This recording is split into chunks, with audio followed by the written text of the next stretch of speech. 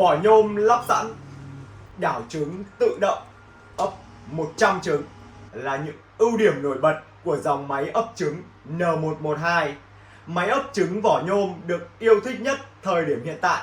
Em Hiền chào toàn thể anh chị. Ngay bên cạnh em đây là máy ấp trứng N112 đã được lắp ráp hoàn thiện từ khung nhôm cực kỳ chắc chắn, lớp vỏ alu dày dặn, bên trong được lót một lớp xốp trắng bạc, đem lại khả năng giữ nhiệt tốt cho máy và đảm bảo độ bền cao.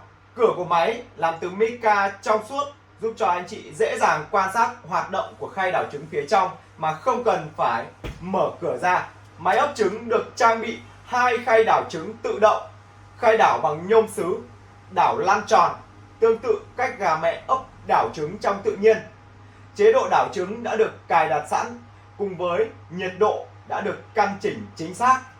Trên máy thì có 4 màn hình hiển thị nhiệt độ, độ ẩm, thời gian đảo trứng, số ngày ấp. Ngoài ra máy còn được tích hợp một đèn soi trứng giúp anh chị dễ dàng kiểm tra trứng trong quá trình ấp.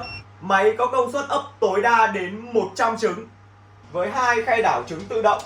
Mỗi khay có 9 ô để trứng, mỗi ô để được từ 5 đến 6 trứng gà.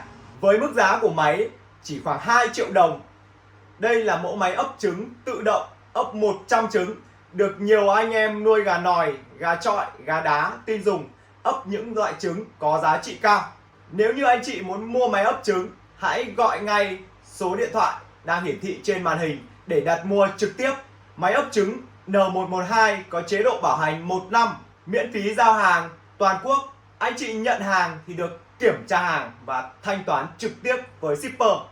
Nếu như anh chị có câu hỏi hay có thắc mắc về máy ấp trứng N112, hãy để lại comment ở phía dưới. Và đừng quên bấm like cũng như là follow kênh để đón xem những video giới thiệu máy ấp trứng